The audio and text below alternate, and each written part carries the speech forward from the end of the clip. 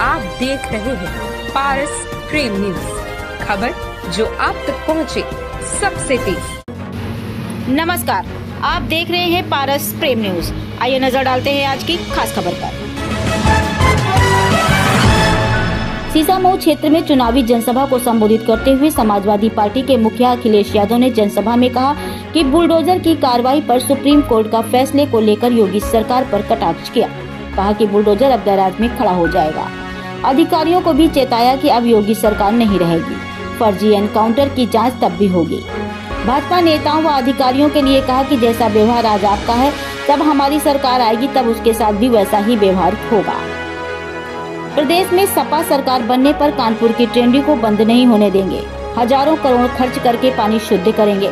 लाल इमली को भी केंद्र सरकार से वापस लेकर चलाएंगे। मुख्यमंत्री का नाम लिए बिना ही अखिलेश बोले, व्यक्ति विचार से संत होता है, वस्त्र से नहीं। खाली खुशियां देखकर वे असहज दिखे।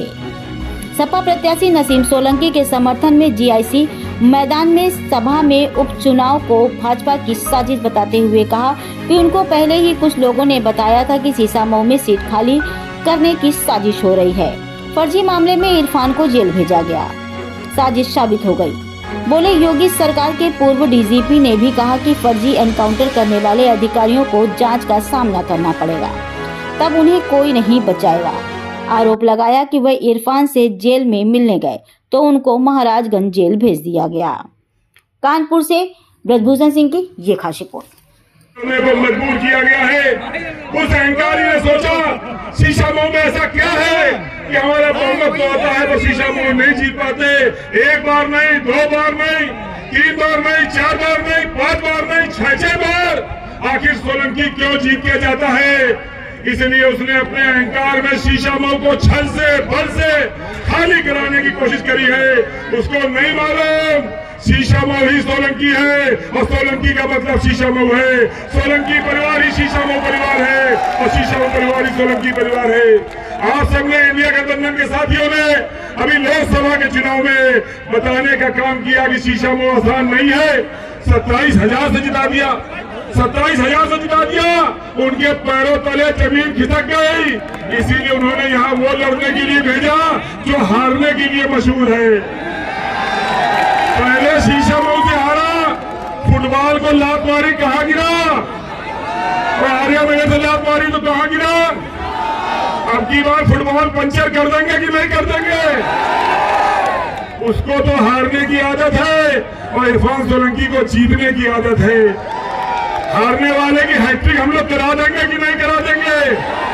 और इरफान सोलंकी तो शेर है, 2 साल से जेल में है, डरा नहीं है, दबा नहीं है। और शेर की पत्नी क्या होती है? तो शेरनी को जिताने का काम करोगे कि नहीं करोगे? कमाल हमारी उस बहन का, थकी नहीं, दौड़ती रही लखनऊ, प्रयागराज, महाराजगंज, दिल्ली, लेकिन न डरी, न थकी, न दबी और चुनाव में भी घर घर जाने का काम कर रही है। इतना पुलिस चुनाव लड़ रही है। ये चुनाव सरकार नहीं लड़ रही, प्रत्याशी नहीं लड़ रहा, ये चुनाव लड़ रहे दरोगा जी। कौन लड़ रहा चुनाव? और जब दरोगा इसे नहीं बन पा तो केसको के जेई साहब, फिर केडीए के जेई साहब, फिर नगर निगम के जेई साहब और तो ट्रक विभाग के भी आगे इंस्पेक्टर साहब। ये चुनाव लड़ रहे दरोगा जी। पहले कहते थे जाएंगे द्वारे द्वारे, बस्ती बस्ती, अब जा रहे हैं थाने थाने, चौकी चौकी। आलम मंसूरी जी, समाजवादी पार्टी के महानगर के अध्यक्ष हाजी फजल महमूद साहब,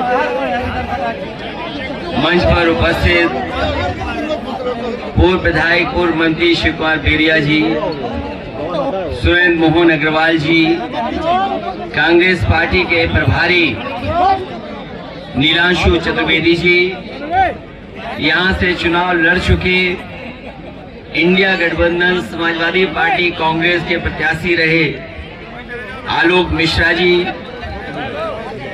हमारी पार्टी के और इंडिया गठबंधन के बगल की लोकसभा से चुनाव लड़े थे जो पूर्व सांसद राजाराम पाल जी, मंच पर उपस्थित पार्टी के विधायक अमिताभ वाजपेयी जी, मोहम्मद हसन रूबी जी, संजीव दरियावादी जी, वन नेशन वन इलेक्शन, जो नारा देते हैं वन नेशन वन इलेक्शन, बताओ परीक्षा नहीं करा पा रहे हैं।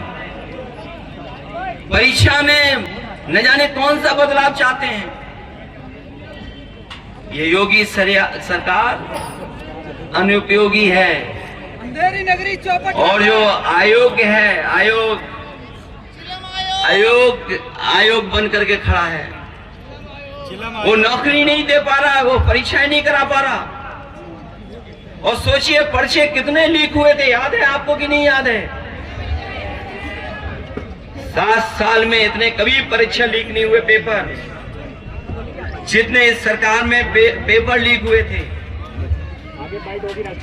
और लगातार पेपर लीक हुए थे, और उसका परिणाम यह हुआ था कि नौजवानों ने उत्तर प्रदेश के लोकसभा के चुनाव में जनता का साथ लेकर के इनके खिलाफ मतदान कर करके ऐतिहासिक हार दिलाई थी उत्तर प्रदेश से।